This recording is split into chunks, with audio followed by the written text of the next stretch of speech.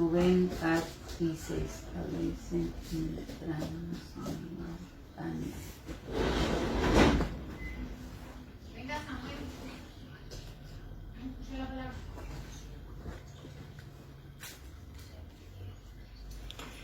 Muy buenas noches a todos. Estamos en este momento dando inicio a nuestro día de oración número 331. Qué gran bendición de parte de nuestro Señor y nuestro Dios que nos permite a diario estar reunidos para este precioso grupo de oración. Vamos a ir disponiendo la mente y el corazón, el tiempo de igual manera. Sabemos que hoy muchos están descansando en sus casitas, ojalá que puedan apartar este tiempo para escuchar la palabra de Dios y para orar al Señor. Recordemos que hacemos este grupo a diario, todos los días. Recordemos que tenemos horarios especiales solamente los días martes y los días jueves. Los martes lo hacemos sobre las 7:10 y los días jueves sobre las 8:35. Para que usted esté coordinado con los horarios y de esa manera no se pierda ningún grupo de oración. Igualmente usted los puede escuchar porque en Facebook quedan grabados, entonces usted podría escucharlos en otro momento. Vamos entonces a trabajar hoy el capítulo 32 del libro de Números. Recordemos que estamos leyendo la Biblia de corrido. Hoy nos encontramos en el capítulo 32. Y el tema de hoy se llama La riqueza corrompe la cabeza. Ese es el tema de hoy para que lo tengan en cuenta. La riqueza corrompe la cabeza. Y vamos entonces a dar unos minuticos a que las personitas que apenas están viendo el anuncio puedan irse acercando al grupo de oración. Voy a compartirles acá el título. La riqueza corrompe la cabeza. Entonces vamos a esperar unos minutos y luego vamos a iniciar con nuestra oración y luego con la lectura del libro de Números en el capítulo 32. Recordarles de igual manera la importancia de lo que hacemos acá a diario y que lo hacemos para la gloria y la honra del Señor. Entonces que siempre estemos muy atentos, que siempre estemos muy dispuestos.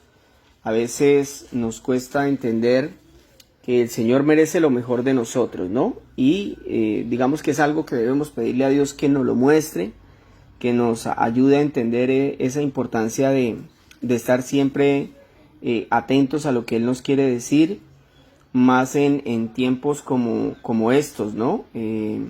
Yo creo que algo fundamental en nuestras vidas es que nosotros podamos discernir estos tiempos, ¿no? Discernir el momento que está pasando la humanidad, no ser esquivos a lo que la palabra nos dice, sino más bien estar atentos a lo que la palabra nos dice, porque en este tiempo la verdad vemos tantas cosas que están pasando y aún así vemos que las personas no reaccionan, ¿no? Hoy precisamente en la predicación Raúl decía eso acerca de cómo nosotros tenemos un dolor por nuestras familias que no conocen todavía al Señor, ¿verdad? Y hay un dolor muy grande de parte de nosotros, pero hay que luchar por eso, ¿no? Yo creo que esa palabra de Raúl fue un gran aliento a persistir en el ruego al Señor, en pedirle que nos ayude, que nos bendiga con eso. Entonces, a estar atentos a la palabra, porque mire, yo como les decía anteriormente, muchas veces también tiene que ver mucho lo que nosotros aconsejamos o lo que nosotros decimos. Entre más bíblicos seamos, nuestros consejos van a ser, digamos en este caso, mejor tomados, ¿no? Y yo creo que esa parte es fundamental para llevar el evangelio, ¿no? Ser correctos y concretos en lo que vamos a decirle a las personas.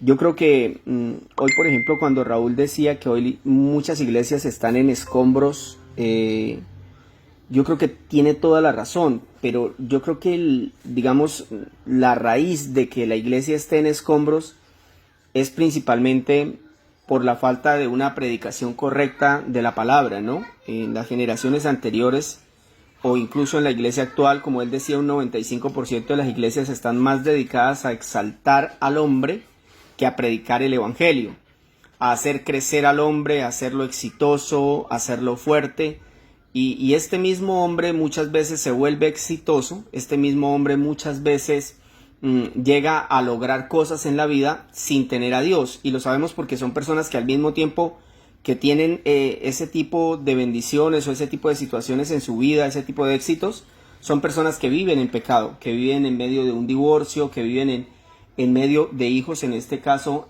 envueltos en pecado, que viven en medio, de igual manera, a veces de vicios, y sin embargo, como tienen éxito en sus vidas, entonces creen que de esa manera obtienen la salvación, porque es que a ellos les parece que Dios los está bendiciendo, ¿no? Yo creo que es fundamental que toda la iglesia empiece a entender la palabra para que predique la palabra.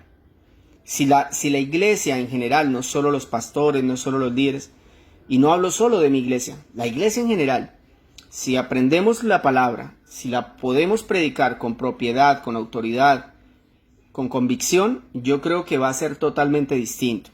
Yo creo que las personas van a empezar a entender que están en el error y que muchas de las cosas que están viviendo son causa concreta del pecado. Y ahí va a haber un cambio, porque la persona va a entender que no es la culpa ni de las circunstancias, que no es la culpa del vecino, que no es la culpa del hijo, ni del esposo, ni de la esposa, ni del amigo, sino que es una culpa personal.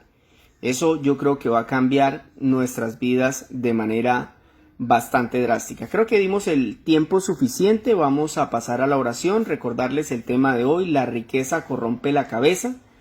El capítulo que vamos a leer es Números 32 para que lo ubique en la Biblia. Buenas noches a cada personita que se nos conectó. Vamos entonces a orar para que el Señor nos ayude. Bendito Señor, nuestro Dios y nuestro Salvador, te agradecemos en esta preciosa noche, Señor, porque nos das nuevamente la oportunidad de estar delante de ti, Señor. Qué bueno es empezar el día buscándote y finalizar el día buscándote, Señor. Qué bueno es, mi Dios, porque tú nos estás preparando para algo tremendo que viene a la tierra, Señor, y tú quieres que tu iglesia esté lista, Señor, que tu iglesia esté limpia, sin manchas, sin arrugas, Señor. Ayúdanos para permanecer de esa manera, apegados a tu palabra, apegados a la santidad, apegados al arrepentimiento, apegados a tu Hijo Jesús, apegados al Espíritu Santo, Señor, enamorados más de ti.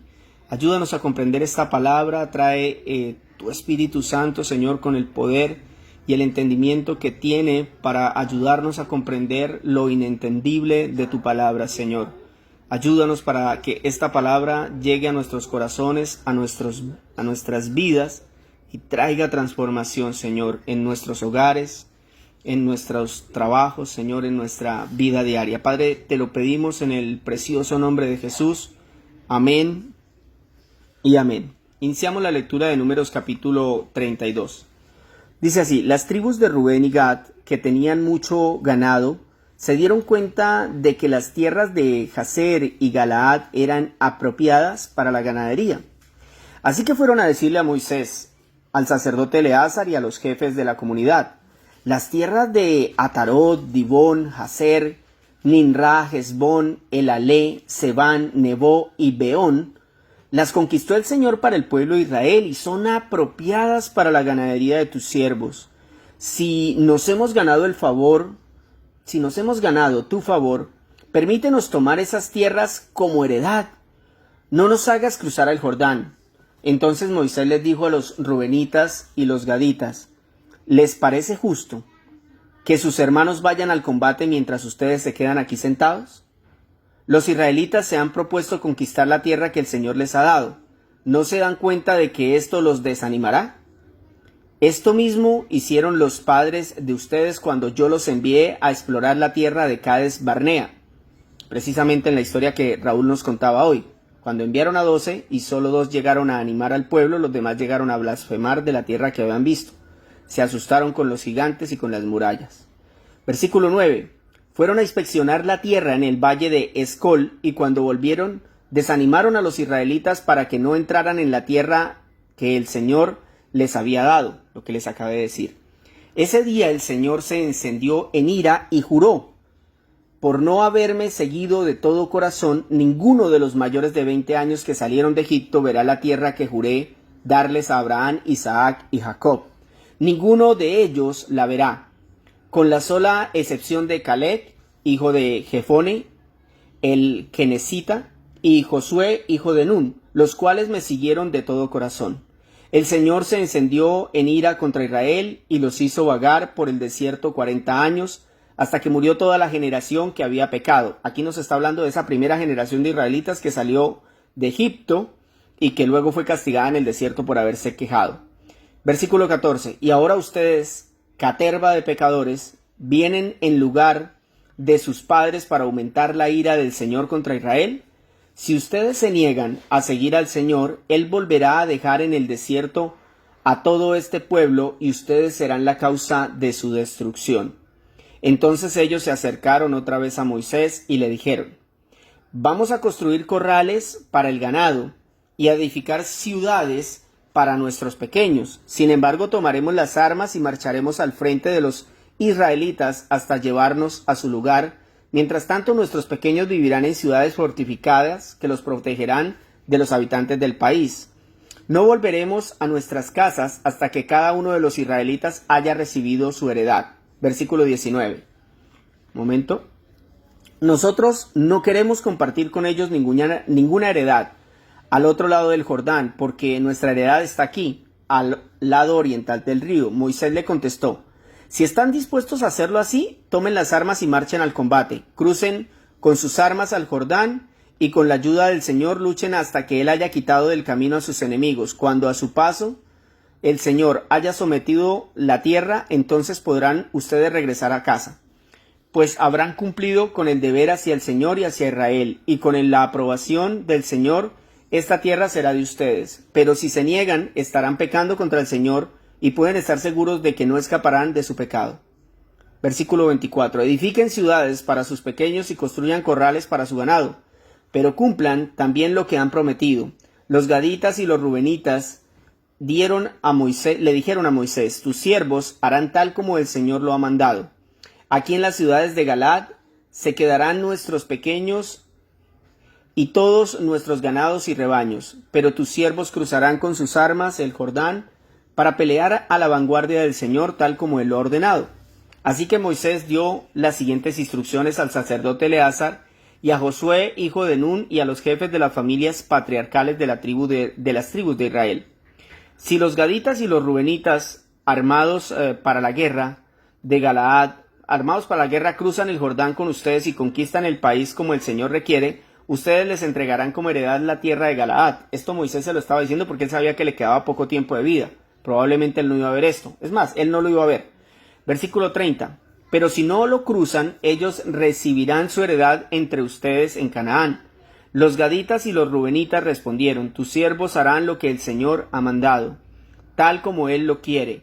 Cruzaremos armados delante del Señor a la tierra de Canaán, pero nuestra heredad estará al otro lado del Jordán. Entonces Moisés entregó a los gaditas y rubenitas y a la media tribu de Manasés, hijos de José, del reino de Sihón, rey de los amorreos, y el reino de Og, rey de Basán. Se entregó la tierra de las ciudades que estaban dentro de las fronteras, es decir, las ciudades de todo el país. Los gaditas edificaron las ciudades de Dibón, Atarot, Aroer, Atarot Sofán, Hazer y Jobbea. Versículo 36. Bet-Nimra y Bet-Arán las edificaron como ciudades fortificadas y construyeron corrales para sus rebaños. También edificaron las ciudades de Hesbón, Elalé, Kiriatayín, Nebo, Baal, Megón y Simba, y les cambiaron el nombre. Los descendientes de Maquir, hijo de Manasés, fueron de Galaad y la conquistaron, echando de allí los amorreos que la habitaban. Entonces Moisés entregó Galaad a los marquiritas, que eran descendientes de Manasés, y ellos se establecieron allí. Yair, hijo de Manasés, capturó algunas aldeas y les puso por nombre Jabot Yair. Nová capturó Kenat y sus aldeas, y a la región le dio su propio nombre. Bueno, mis hermanos, ¿qué es lo que estamos viendo en este capítulo? Pongan atención para que se pongan en contexto. Entonces, aquí de las 12 tribus de Israel hay tres, pero nos muestran inicialmente dos, la tribu de Rubén y la tribu de Gad.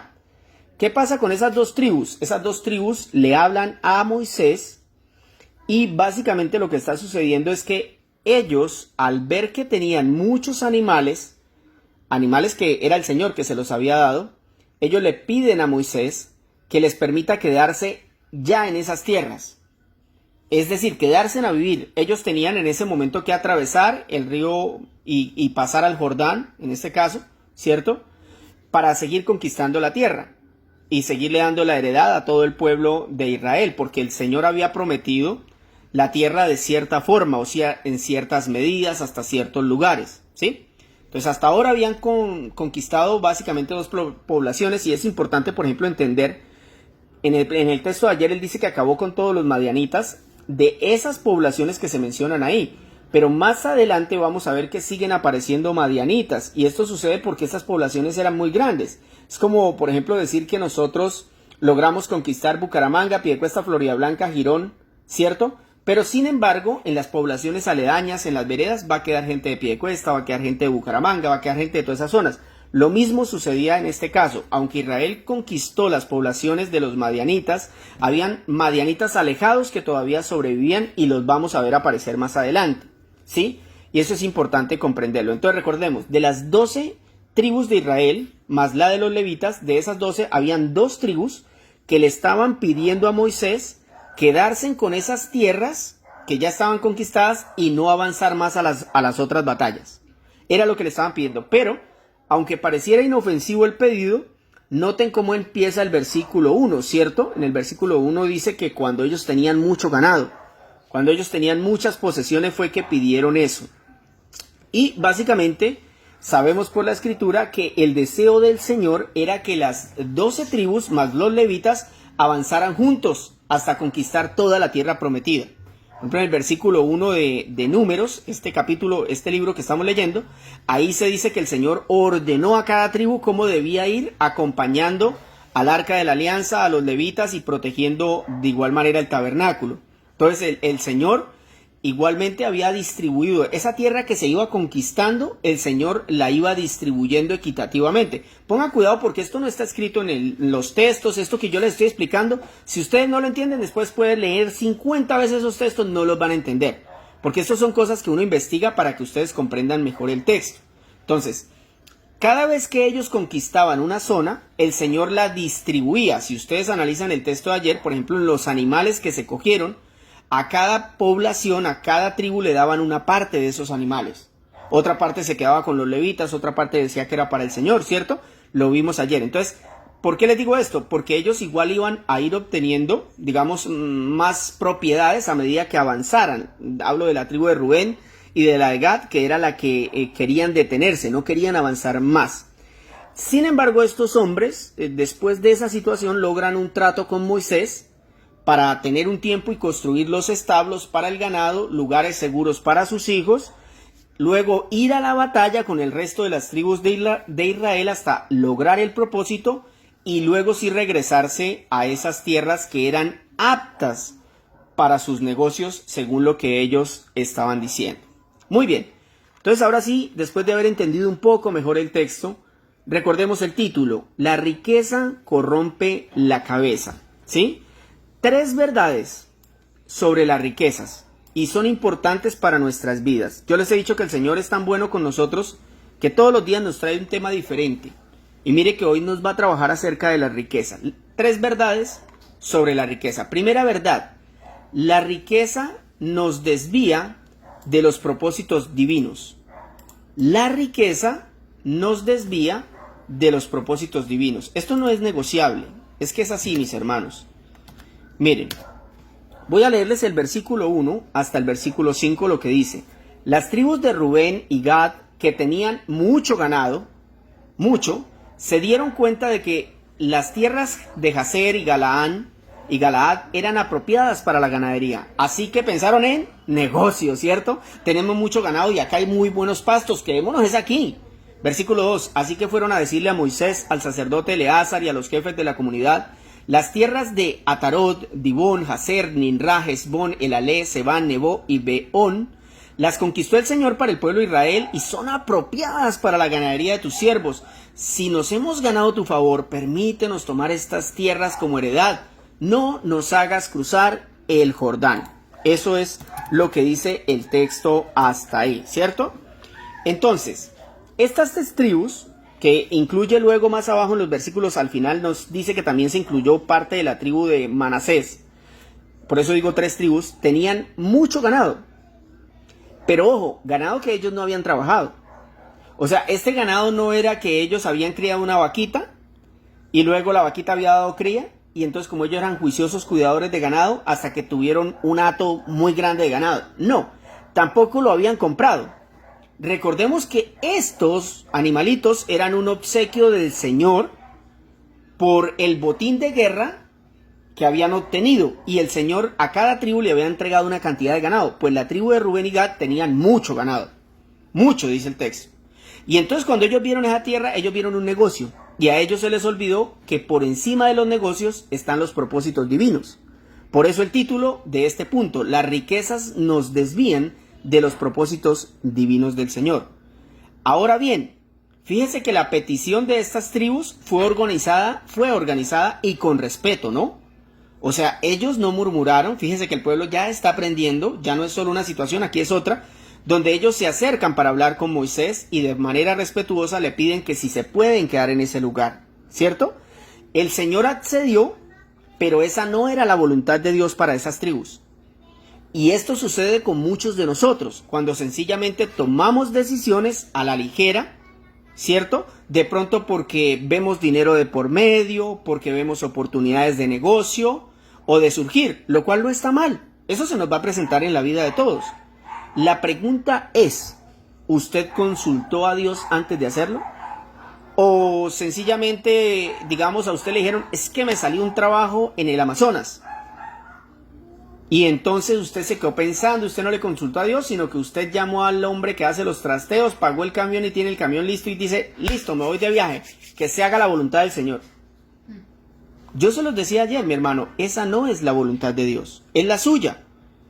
Probablemente es porque usted ya puso su mirada en las riquezas, como estas tribus, que de un momento a otro, sin darse en cuenta, ellos vieron un negocio y dejaron de poner la mirada en la tierra prometida para todo el pueblo de Israel. Y eso, mis hermanos, sucede en todos los aspectos de la vida. Sucede con las parejas. Por ejemplo, el que está buscando pareja, el que está buscando novia o el que está buscando esposa. Entonces de pronto esa persona pone la mirada en una mujer o si es una mujer en un hombre y no le pregunta al Señor. ¿Sabe qué hace? Le avisa cuando está embarazada. Ay, Señor, que se haga tu voluntad, pero si ya está embarazada y todo, pues ¿qué podemos hacer? ¿Cierto? O sea, ya no se puede hacer la voluntad de Dios o no podemos saberlo. ¿Cierto? O sea, usted hizo su propia voluntad. En los estudios es lo mismo. Hay gente que quiere irse a estudiar algo que de pronto ni siquiera le gusta, pero como a veces somos caprichosos, orgullosos, nos adelantamos a las cosas, no consultamos al Señor y después nos damos cuenta que eso no nos gustaba. ¿Por qué? Porque tomamos decisiones en nuestras fuerzas, así en los trabajos, así en cada situación de nuestras vidas, sin de pronto analizar, por ejemplo, si el lugar a donde uno se va a ir hay una iglesia. Además de uno consultarle al Señor, si por ejemplo yo me voy a un trabajo, y es que me salió un trabajo en tal lado, yo debería verificar si en ese lugar hay una iglesia para congregarme. Por ejemplo, también debería consultar si esa ciudad es Sodoma y Gomorra, porque podría ser que al lugar a donde yo me esté yendo sea un Sodoma y Gomorra pequeñito.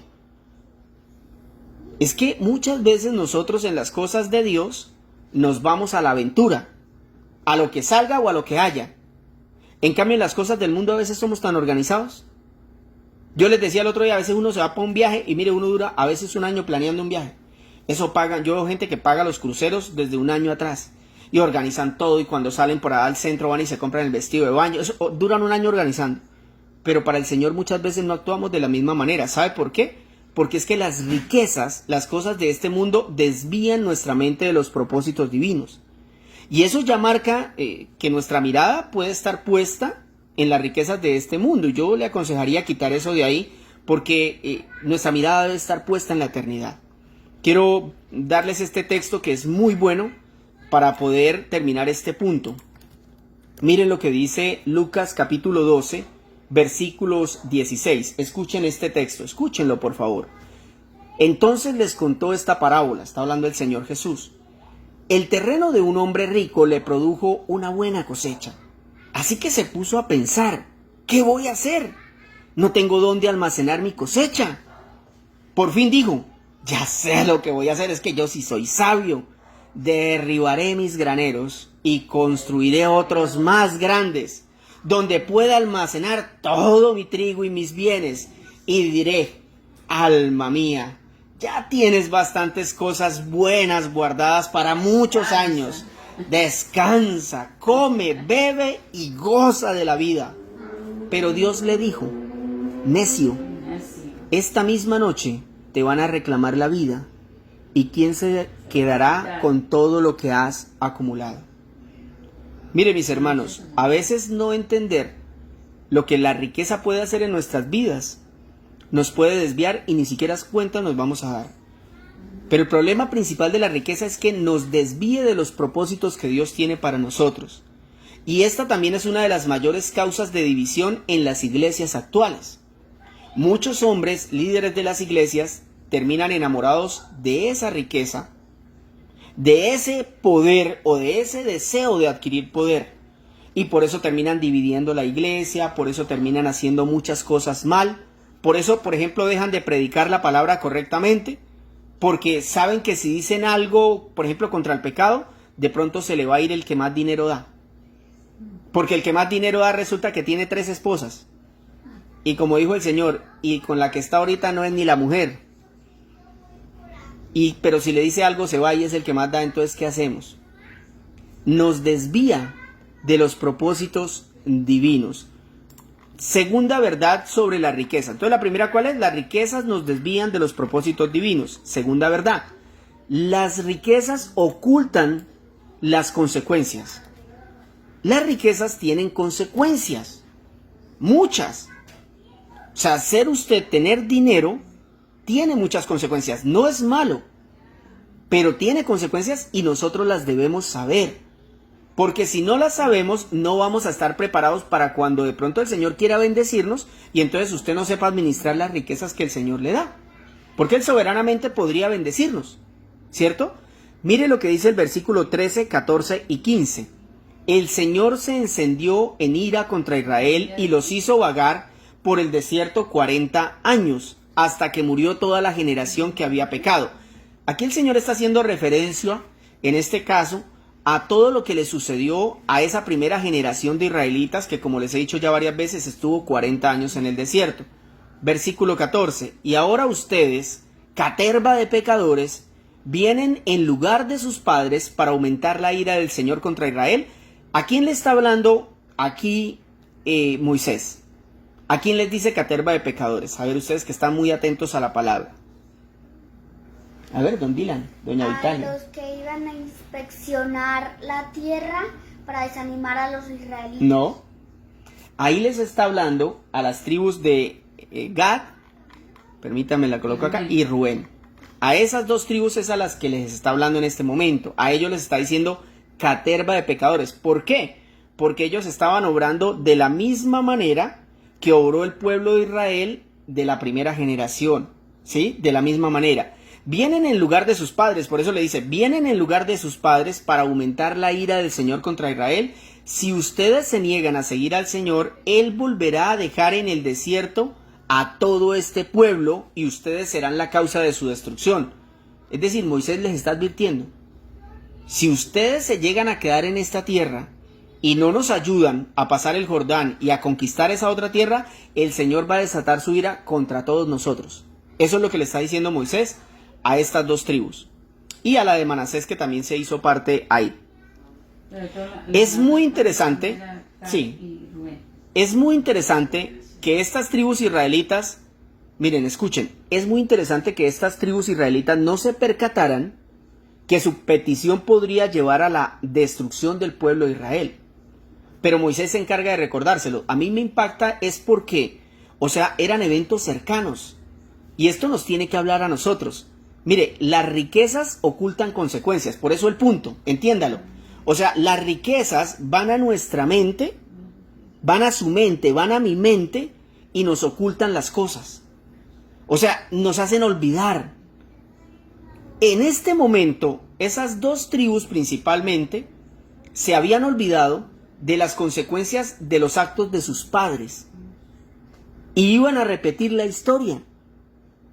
Mire lo que dice el versículo 14. Por eso el Señor les dice: y ahora ustedes, caterva de pecadores, vienen en lugar de sus padres para aumentar la ira del Señor. Para eso es el predicador. Lo que está haciendo Moisés aquí es lo que tiene que hacer un predicador, un evangelista, un misionero. Para eso, mis hermanos. No es para consentir a la oveja, ni para que usted diga: ay, cómo está de simpático, o es que ese que predicó hoy Perencejo no me gusta. A mí me gusta Pepito de los Palotes, porque con ese sí siento que ardo. No, mis hermanos, la medida de la predicación debe ser: ¿me está llevando al cambio? ¿Me estoy pareciendo a Cristo? ¿Siento que necesito más la palabra de Dios? ¿Doy para la iglesia con gozo? ¿Quiero servir en su reino? O sea, esto que hizo Moisés acá al exhortar a este pueblo llevó a esas dos tribus o a esas tres tribus a un cambio, y eso lo vamos a ver ahorita en el siguiente punto. Pero dése cuenta que si Moisés no hace eso, para ellos era normal quedarse ahí, porque ellos vieron un nicho de mercado, ellos vieron un negocio y a ellos no les importaban los demás israelitas. Ellos querían quedarse ahí a vivir cómodamente, mientras el pueblo, el resto del pueblo, las otras 10 tribus y los levitas vivían en calamidad. Entonces, eso es importante para que nosotros lo entendamos en nuestras vidas. Cuando esto nos sucede en nosotros, cuando esto no sucede en nosotros, es decir, cuando nosotros digamos estamos en una predicación pero no sentimos cambio, no nos estamos pareciendo a Cristo, veo que la palabra como que ya me da pereza, otra vez lo mismo, ir a la iglesia, pero ¿por qué? Pero servir ¿para qué? Cuando esto no sucede en nosotros, o cuando estamos en esta situación y no nos dicen la verdad, es decir, no nos hacen saber que estamos mal, cuando nadie nos disciplina, ¿sabe qué pasa, mis hermanos? Nosotros no vamos a ver las consecuencias. Porque nos vamos. Nos enamoramos del mundo, nos enamoramos de nuestros propios éxitos, de nuestros propios trabajos, de nuestra posición social, y eso termina por apartarnos de Dios. Y ahí las consecuencias son letales. Eso fue lo que le prometió Moisés al pueblo de Israel. Eso fue lo que les dijo. Les dijo: si ustedes se niegan al Señor al volver, y Él volverá, si ustedes se niegan a seguir al Señor, Él volverá a dejar en el desierto a todo el pueblo. Y ustedes serán la causa de su destrucción. Y fíjense cómo es la cuestión, ¿no? Me pareció muy interesante traer este texto de Mateo 6, versículo 24, porque empalma perfectamente con esto. Las riquezas ocultan las consecuencias. Escucha este texto: nadie puede servir a dos señores, pues menospreciará a uno y amará al otro, o querrá mucho a uno y despreciará al otro. No se puede servir a la vez a Dios y a las riquezas. Este es el punto, mi hermano. No se trata de tener o no tener riquezas. Se trata de que por ellas, o aún sin ellas, si nuestra mirada no está puesta en Cristo, podríamos vivir el mayor desastre de nuestras vidas: una eternidad lejos de Dios. Quiero repetirle eso. Este es el punto. No se trata de tener o no tener riquezas. Se trata de que por ellas, o aún sin ellas, nuestra mirada no esté puesta en Cristo. Podríamos ahí vivir el mayor desastre de nuestras vidas: una eternidad lejos de Dios. ¿Ha medido usted esa consecuencia? Y ahora le pregunto: ¿quién es su Señor? Esa es una pregunta que usted debe llevársela hoy a su cuarto, a su habitación. ¿Quién es su Señor en este momento? ¿Sí? Porque eso es muy importante para nuestras vidas. Número 3. Sirve a Dios antes que a las riquezas. Verdad número 3. Sirva a Dios antes que a las riquezas. Después de la exhortación que les dio Moisés, vimos un cambio en estas tribus y lo vamos a leer. Sirva a Dios antes que a las riquezas. Versículo 6, voy a leer el versículo 6, luego el 31 y el 32. Mire lo que dice el 6. Entonces Moisés les dijo a los rubenitas y a los gaditas: ¿les parece justo que sus hermanos vayan al combate mientras ustedes se quedan ahí sentados? Los gaditas y los rubenitas respondieron: tus siervos harán lo que el Señor ha mandado, tal como Él lo quiere. Cruzaremos armados delante del Señor la tierra de Canaán, pero nuestra heredad estará de este lado del Jordán. Finalmente estas tribus, después de la exhortación de Moisés, que fue fuerte, ¿cierto?, entraron en razón y propusieron algo más sensato que quedarse sentados mirando cómo los demás israelitas batallaban por el reino de Dios. O sea, yo quiero que ustedes se pongan en contexto. Lo que querían estas dos tribus era estar cómodas mientras los demás pueblos de Israel se mataban para poder poseer esa tierra que Dios les iba a dar. Y aquí me parece que el Señor nos está hablando a nosotros. Así viven muchos cristianos, sentados, mirando cómo los demás están en la batalla espiritual y sin embargo no hacen nada. Ahí siguen. Estos israelitas, en cambio, se organizaron y le prometieron a Dios que primero acompañarían a todo Israel en las batallas hasta poseer toda la tierra. Y cuando eso sucediera, entonces regresarían a su tierra para cuidar a sus niños, sus mujeres y los animales. Cuando uno quiere servir a Dios, lo va a hacer antes que servir a las riquezas. Mire, la riqueza es una herramienta útil en el reino de Dios, necesaria, es algo normal. Dios ha dispuesto las riquezas, Él es el dueño de todo. Si uno la sabe administrar y si la ponemos en el lugar que le corresponde, porque ahí está el problema. Si ustedes leen el texto habla de que usted solamente puede tener un Señor y ese debe ser Jesucristo.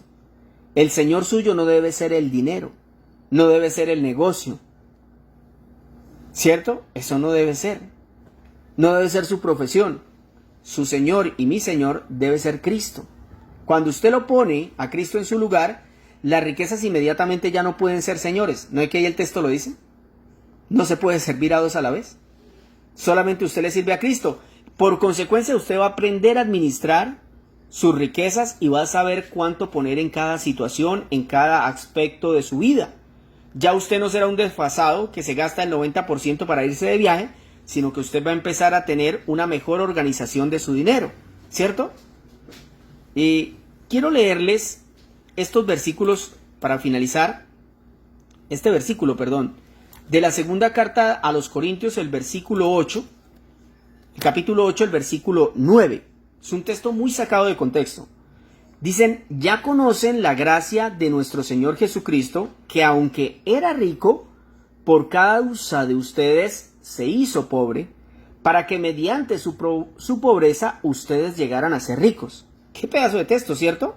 Este lo cogen los predicadores de la prosperidad. Para ellos es el texto, el mejor texto de la Biblia para ellos es este, porque saben que lo pueden sacar de contexto. Segunda de Corintios, capítulo 8, versículo 9. Ya conocen la gracia de nuestro Señor Jesucristo, que aunque era rico, por causa de ustedes se hizo pobre, para que mediante su pobreza ustedes llegaran a ser ricos.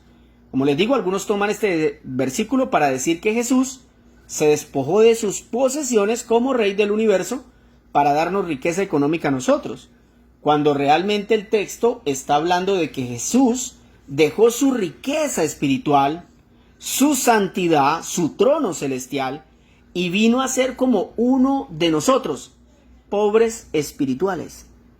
En esa condición de hombre, Jesús se humilló y entregó su sangre. ¿Qué es la sangre de Cristo? Es más preciosa y más costosa que todo el oro del universo.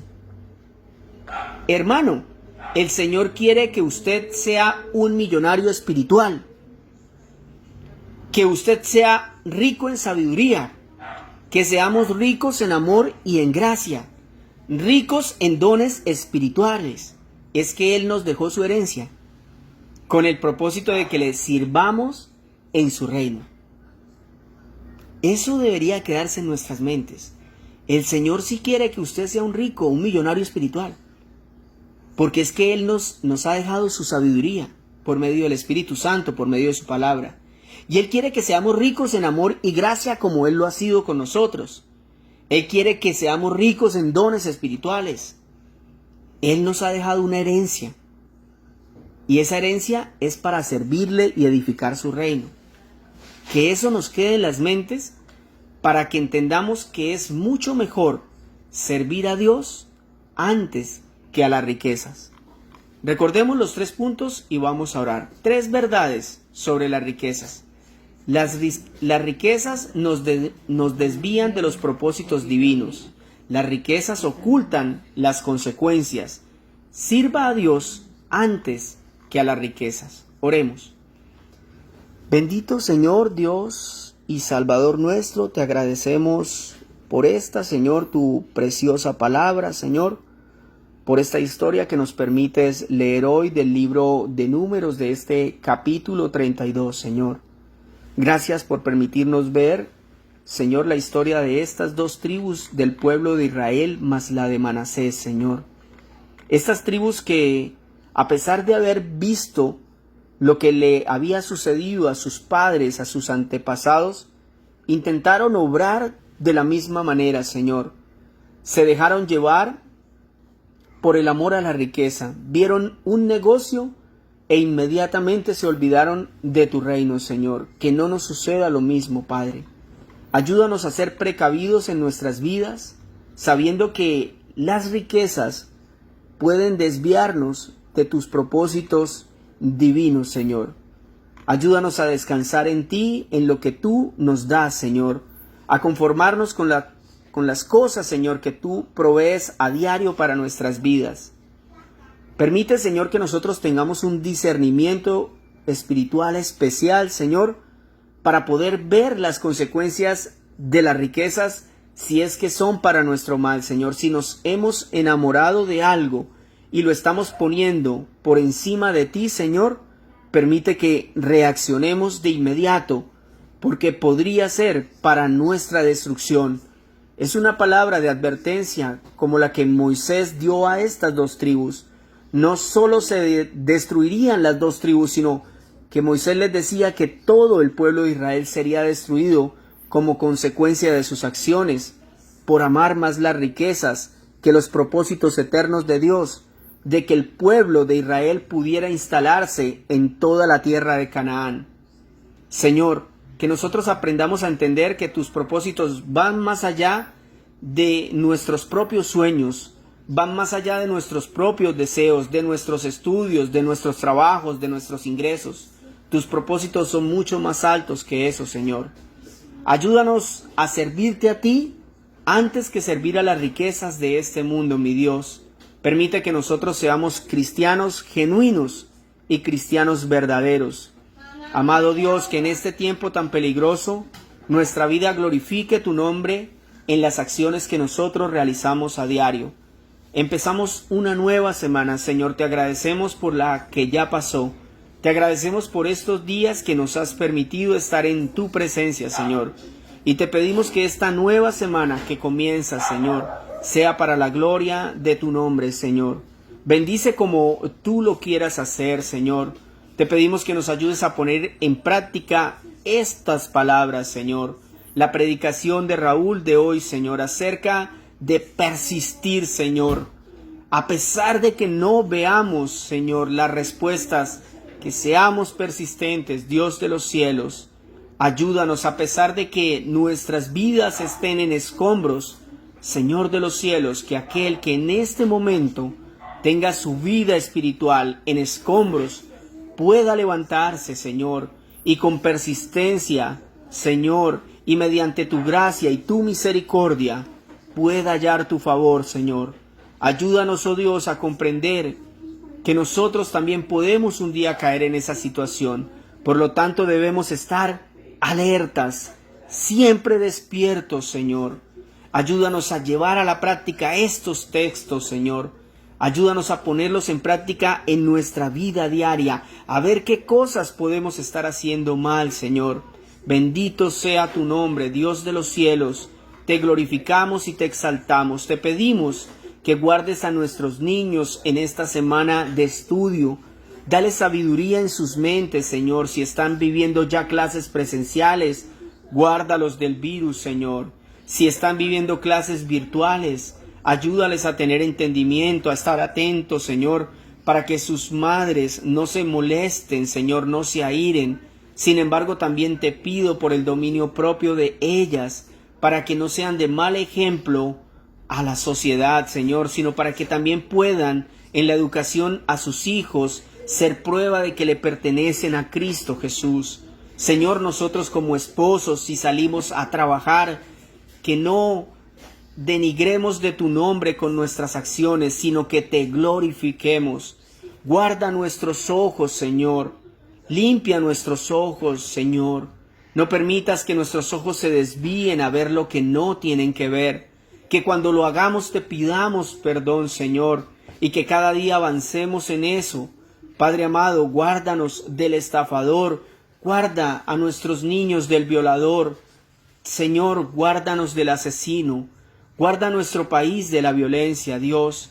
Permite que nuestro país viva un avivamiento. Seguimos orando y sabemos que tú obrarás en tu perfecto tiempo.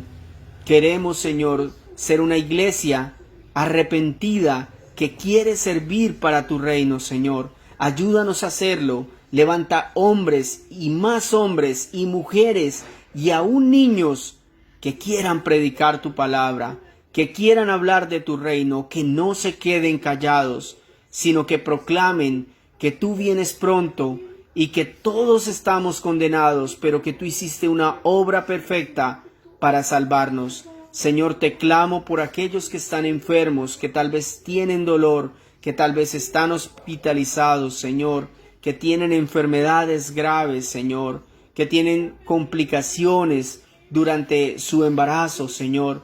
Tú que nos escuchas, Señor, tú que obras maravillosamente, Señor, haz milagros donde tú desees hacerlos, Señor. Sabemos que tu voluntad es buena, es agradable, Señor, es perfecta. Nosotros no confiamos en nuestras palabras, no confiamos en que nosotros podamos hacer algo, confiamos en lo que tú harás, porque tú eres perfecto y santo, y lo que tú hagas es lo mejor que se puede hacer. Ayúdanos a luchar por nuestras familias, Señor, por la conversión de ellos, a predicarles, a exhortarles, a decirles con amor, con sabiduría, con paciencia. Ayúdanos a hacerlo, Señor.